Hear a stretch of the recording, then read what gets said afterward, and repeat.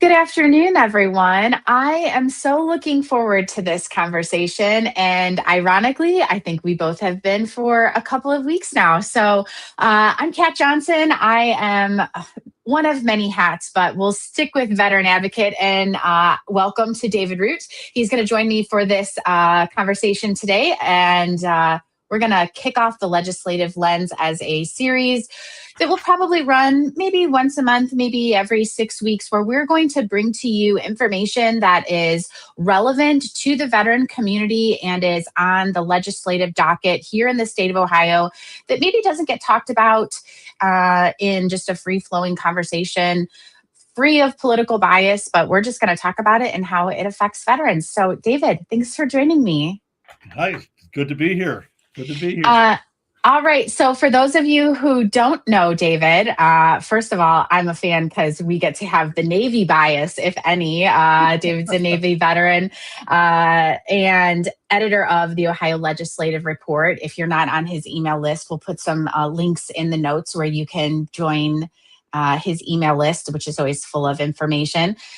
Married, dad of two, grandpa of many, which is probably the most important title in the world. But one of the most educated humans and one I love to talk to about what's going on in the legislative reform of this state. So excited to talk to you today.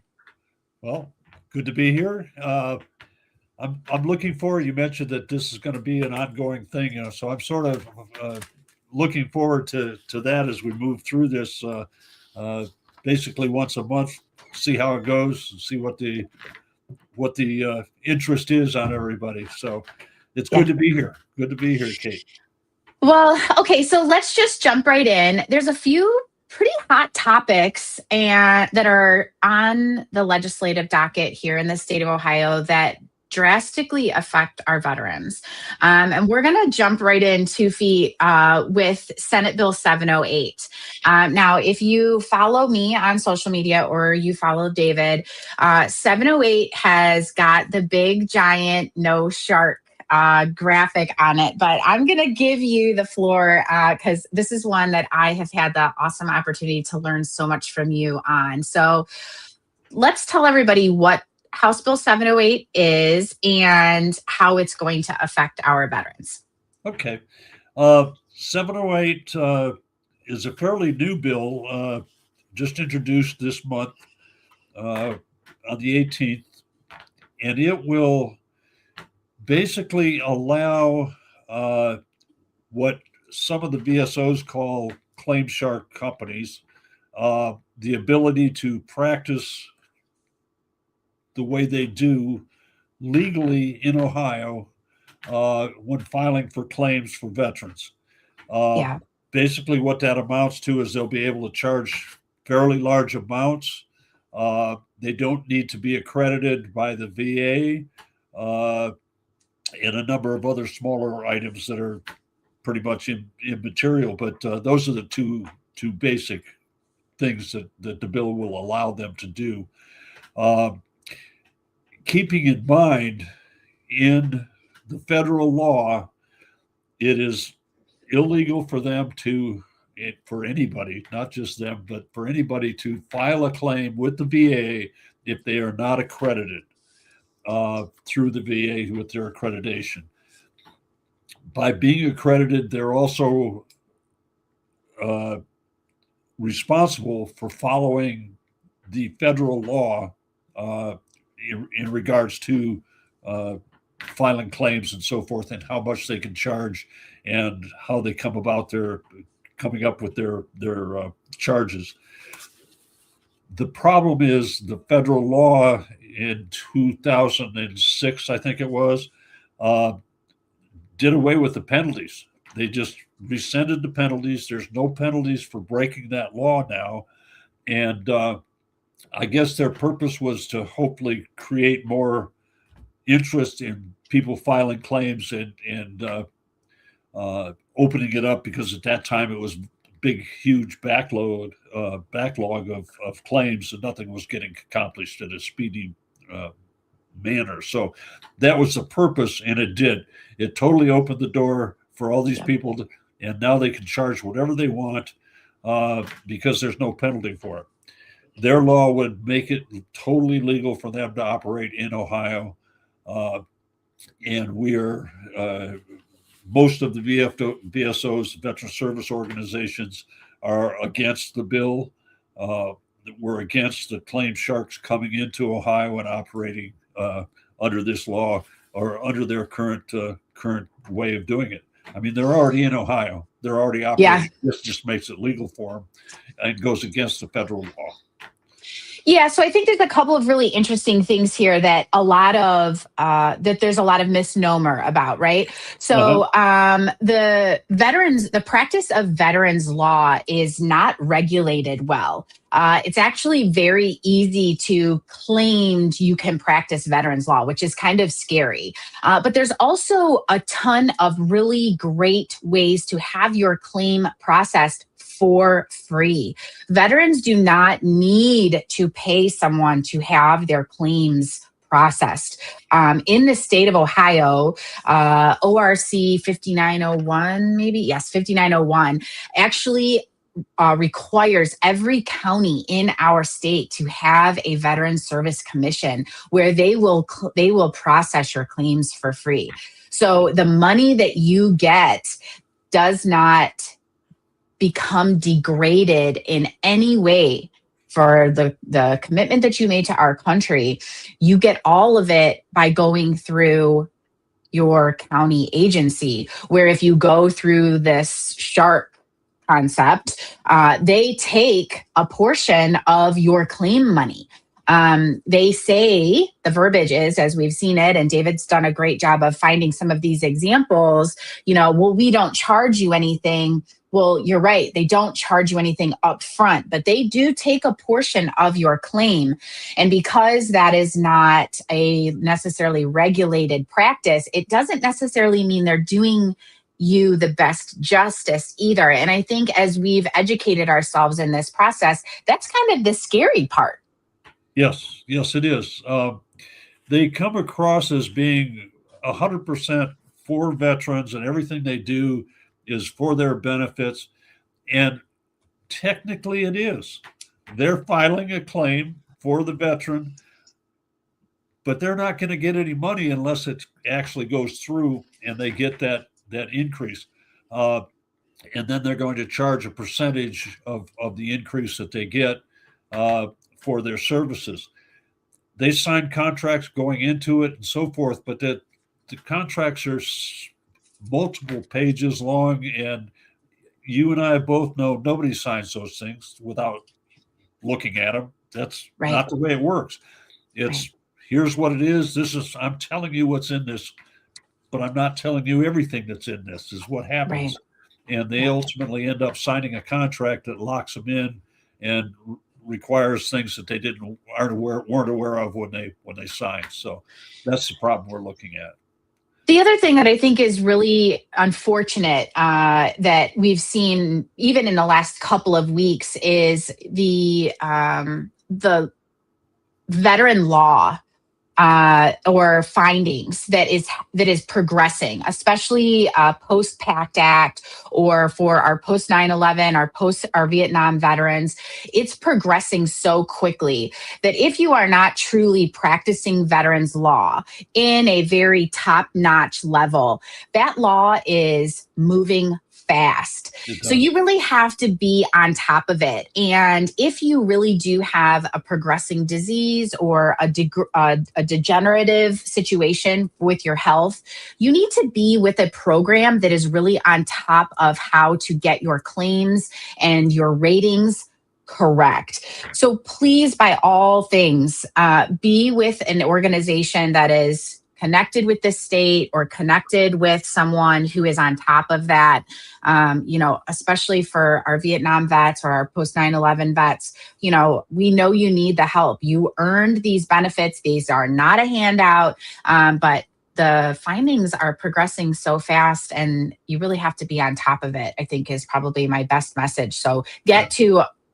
somebody who has the capacity to stay on top of it. And I think some of the shark concept, they don't have the capacity. They're just the one-offs. I was sitting at our local veterans organization the other day having a cocktail, and somebody had said, well, my friend got help from just this random person.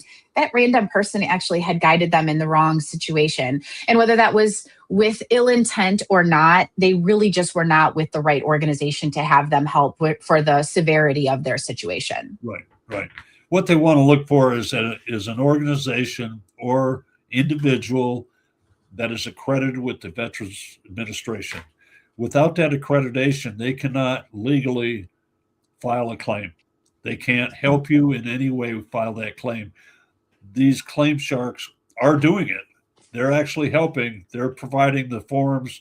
They're filling out the forms for you. Then they email it to you. You never go in and talk to these people. They have one office in the entire country down in North Carolina. The one company I'm talking about, they're all pretty much the same. You're never going to go talk to anybody personally, one on one. You're always going to be on a phone conversation with them. They're going to do everything via email, and what they're actually turning in, you don't really know, because they're turning it in after you've seen it. They can change it before they send it in. They can do almost anything with it. You just don't know when they're not accredited how much they follow the law. That's So, David, I've seen in your emails that you've been sending out, you do have a call to action for people who do want to help stop, eliminate this Senate Bill 708 that's out. You have suggested to people what they can do to kind of stop this scenario if they believe that they don't want it in our state. Can you kind of remind people what they can do to have their opinion heard? Well, it's something I don't do as the editor for Ohio legislative chair or report, but when I send something out, I send it out as a member of the VFW, and I send most of the emails go to VFW members, but there are others involved that are there to help. But basically, what I'm asking them to do is send emails, make contact with the representatives that are key participants in this bill. The committee, members of the committee that are going to be hearing it, and the sponsors and co-sponsors of the bill itself. Those are the people that I'm asking them to contact, let them know their thoughts, their feeling on the bill, and to constantly contact them. It's an ongoing thing. As soon as we stop emailing them or calling them, and there's a week or two break in there, they figure we've lost interest, and it's not the case. It's just we've lost the desire to do anything this week is what it amounts to. And it's important that we continue to do that as often as we can. So. I think that call to action is so important, that people remain vigilant in expressing to your elected officials what your stance is, especially in veterans matters, because it does require people to be heard, Right. Yes. No matter what the topic. Okay, awesome. All right, let's talk about House Bill 244. I sent you on a little bit of a mission on this one, and this one was a fun one for me because I have a contact who's incredibly passionate, and you got to meet my friend Mr. Burdick in the committee meeting on this one. So House Bill 244 is for Abbey Gate Remembrance Day, and Abbey Gate Remembrance Day is actually being signed by the governor tomorrow. We got notice. So this is an exciting one. Abbey Gate Remembrance Day is August 26th, and we're remembering the 13 service members who lost their lives on the pullout from Afghanistan. And this has been a little bit of a wait. But Joe Burdick, if you're a follower of mine, you know Burdick flags. Joe's known for lots of different things. Also a Navy vet, right? Great things happen. They come from the Navy, right? But Maxton Soviak is an Ohio-born corpsman, and he lost his life on Abbey Gate. But his family has always been close to Joe, and this is Joe's kind of personal mission to remember these service members. So you got to sit in on the committee meeting. Tell us a little bit about how that went. Well, it went for me, it went like any other committee Yeah. hearing. Uh, it's one I go to quite often. It was the Veterans and Military Development Committee in the House. And so obviously a lot of our bills that the VFW and American Legion and so forth look at are going through that hearing, that committee. So I'm very familiar with the people that were in there that day, and I got to meet Joe ahead of time, and then listen to his testimony. He definitely was very, very much into what he was saying. He believed Yeah. it very much, and it was good to hear him. And he got good reaction. The members of the committee paid attention. They quite often do not. They'll be doing things on their keypads and so forth, their phones and whatever. But everybody was listening to everything he said. It was a very very well put together testimony, and I have to say I was glad to be there and part of it and witness a little bit of that history. Yeah, He did Joe's a good. special human. Yeah. Yes. So if you watch tomorrow, 2:45, the governor will be signing that into law. So it'll be a state holiday. And same thing with reaching out. Max Miller has petitioned or has proposed the bill at the U.S. Senate and House for this to be a national holiday. And we are trying to make sure that that gets in place before August 2026, which will be the 5th anniversary of Abbygate. So if you're looking for more information, you can reach out to your local representation, and hopefully Max Miller sees some success with his national bill. So just a small win for veterans, but Ohio leading the way again in recognizing the commitment to our veterans. So we love that. All right. Would you like to talk about the Gold Star flag? I can. I need to correct you on that. It's not a gold star flag. Okay, please It's the educate me, Honor and David. Remember flag. Is There you what go. Okay, officially it's called. The Honor and thank you for Remember that. flag. It is for Gold Star families. So you're sort of right, but it it's a flag that's been around for. To be honest with you, I am not sure. I'm going to say about 15 years now, something like that. Uh, and it was created by a young man at that time who was the father of a fallen soldier in Afghan or Iraq. I'm not sure which, to be honest with you. But he created it. He wanted to come up with something that the country could use in recognition of our fallen soldiers and sailors and Marines and so forth. And he came up with that, and then went to national headquarters, national uh, Congress to see if they could back it and make it an official flag. As with anything in Congress, it's very slow. He Yeah. discovered that right away, Yep. and Yep. he's still trying to get that passed years later. But in is in so many cases, if you can't get it done nationally, then go to the states and start getting the states involved. And Yep. that's what he did. He's been working on the states for just as long now, almost, and he has 30 out of the 50 states now have accepted it as an official flag, as a flag to honor and remember those that are killed in action. And he just recently, I believe, retired as CEO or president, whatever he was of the company, honor and remember. And so he was. It's a little disappointing that he didn't get this passed in all nationally, uh, Yeah. but he's still working on it. He's still working behind the scenes. He's just not official, the CEO anymore, and he's turned that over to other people. And I have already seen some changes that obviously were not his that have come into play since his retirement a few months back. So I Yeah. think it'll get there. Every time we can add a state, so much the better. Uh, but it's going to take some time. Yeah. Uh, if you went back and looked at all the objections that people have for this flag are the same objections they had for the POW flag that is currently accepted everywhere. And Yeah.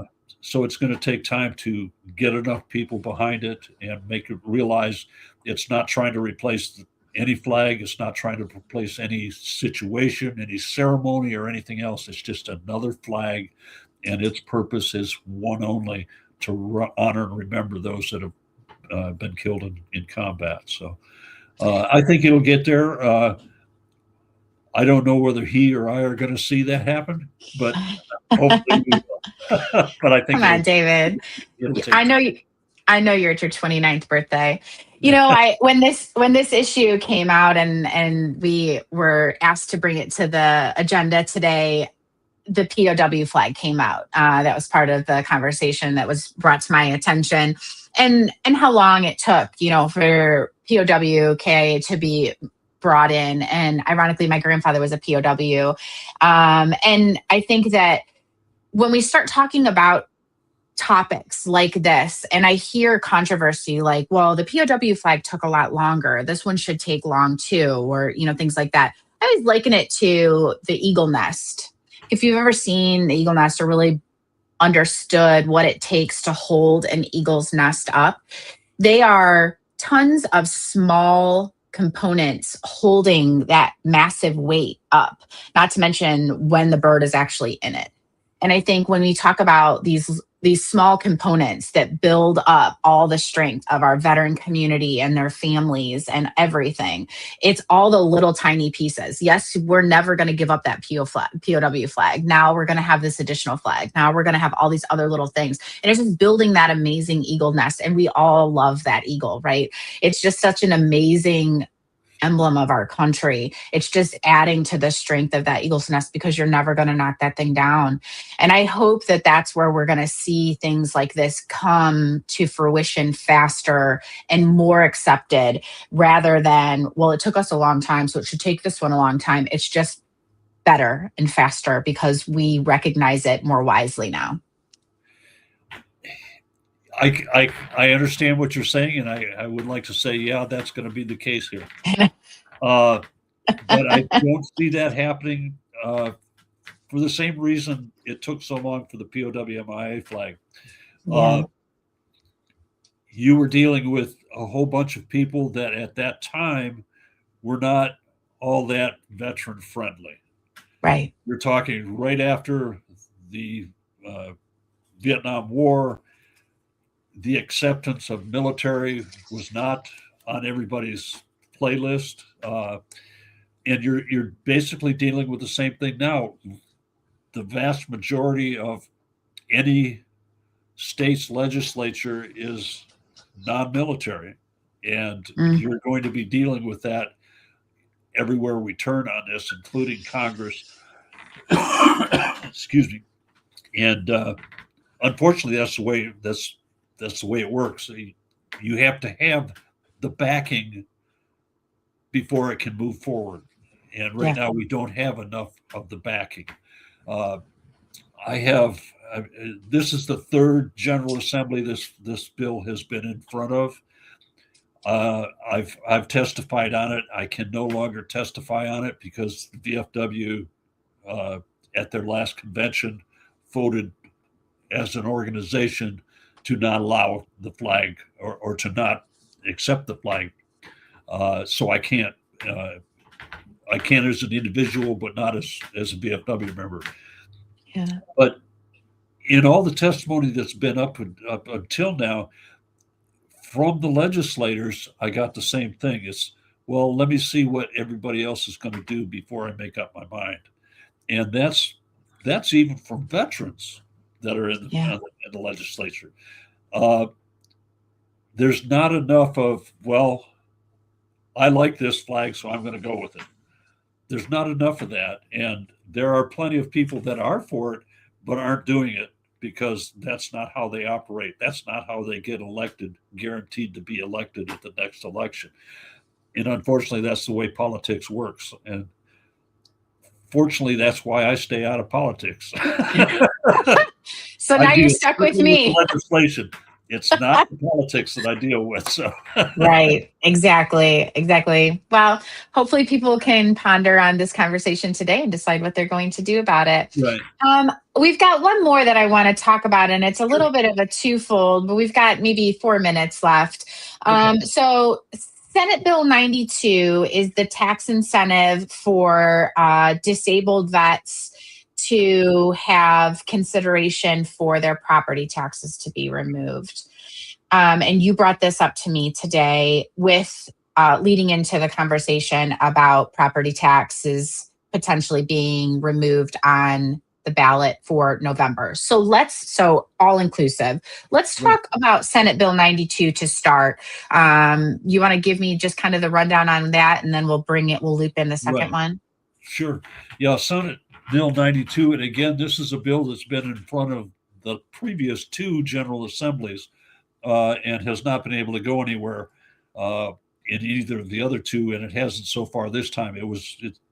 A year ago at the beginning of the General Assembly was introduced by Senator Patton, and the bill, plain and simple, 100% exemption on property taxes on any veteran that's 100% disabled, uh, as categorized by the VA. Uh, so if they're 100% disabled, they don't pay property tax. They'll have to file the paperwork and so forth, but that'll all become very easy once it's set up. Once this passes and it gets set up, uh, the state will reimburse the counties for the money they lose. So it's coming out of the state's budget, not the counties. So the counties they could care less one way or the other as far as the bill goes. But I think you'll find most of the counties are okay with it because it doesn't cost them any money. So.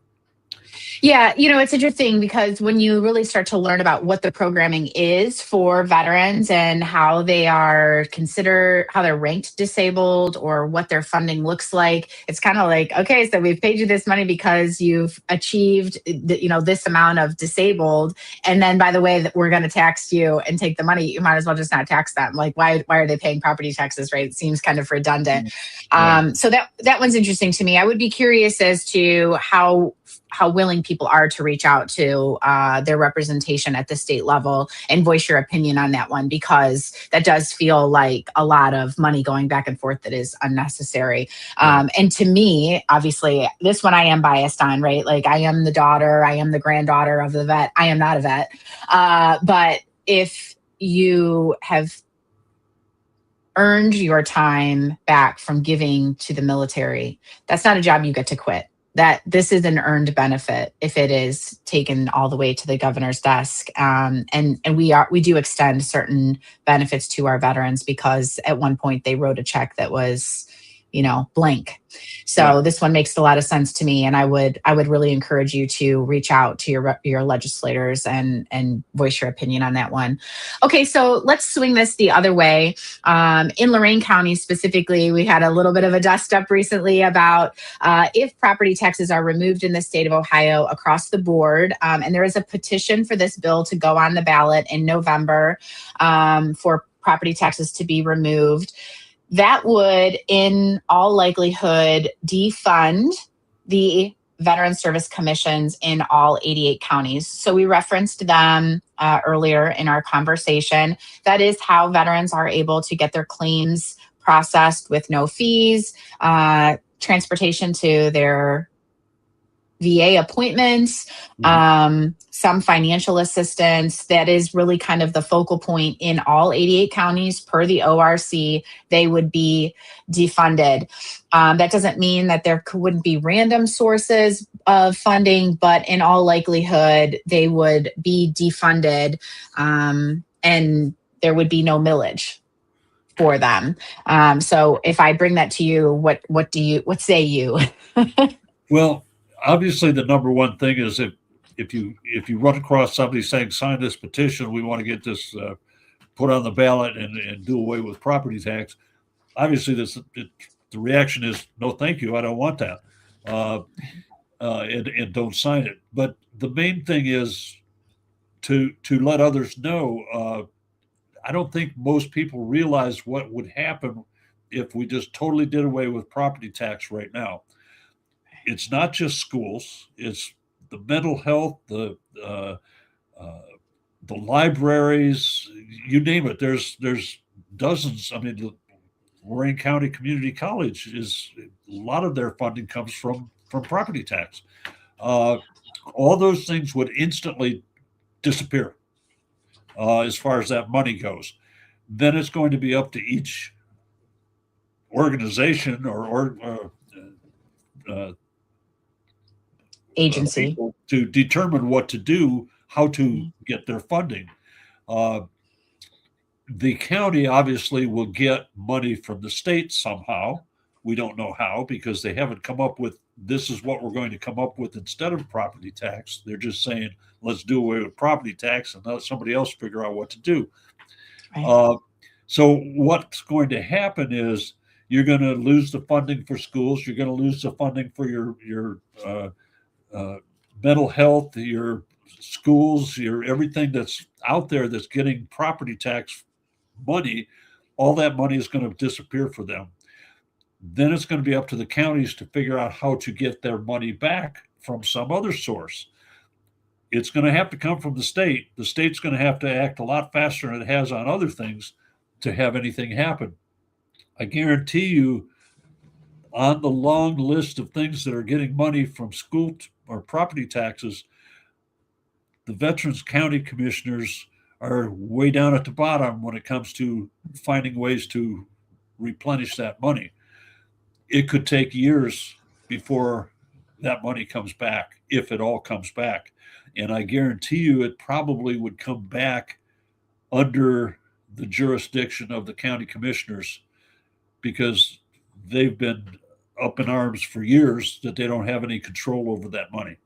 And when it comes back, they're going to have control over that money. And you're going to have every county operating under different rules and regulations. So it's going to be a total mess. Well, and I think the other thing to consider here is, we definitely have different eras of our veterans. Our Vietnam veterans. My dad was a Cold War guy. He passed away a few years ago. We have our Vietnam veterans, which are right there, right next to those guys, and are aging depending on where they're at in the Vietnam era. And very quickly behind them are our 9/11 vets, and a few years delay for our 9/11 veterans is a big deal at this stage in our lives. Yeah. And so I just really caution people when we talk about the progression, or if you are unsure, please ask, right? A few years delay in a veteran's life at that stage. Obviously, we haven't had massive conflict, which we're incredibly thankful for, but those veterans are aging and they're what affects their bodies and their mental health at this point. A few years of no funding is astronomical. So I agree with you. Yes, it's your library, it's your community college, it's all of those things. But to some people, years, they can't afford to not have funding. And there really isn't federal. It's not really. There is no federal funding coming into these county agencies. Right.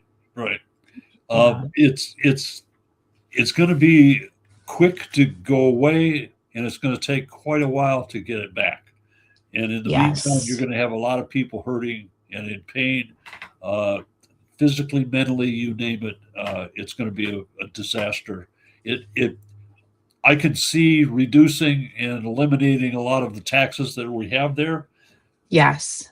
But it needs to be done in a process that will work without harming people in the process. So it's something that needs to be looked at, and I think they're looking at it now in Congress or in the General Assembly. They're making changes. Each one is just a little bit, but overall, it's a big change. So it's working. Yeah. It's getting there. It's going to take some time. I agree with you. I think reform is necessary, just not a big sweeping reform. Right, exactly. Exactly. David, I think we did great. We got a lot done here. We got House Bill 708. We got House Bill 244 for tomorrow. We got Senate Bill 92, the honor and remembering flag, which I will not There misspeak you on are. Yeah. again. And we got some tax reform. So we Yep. did pretty good for our first session, friend.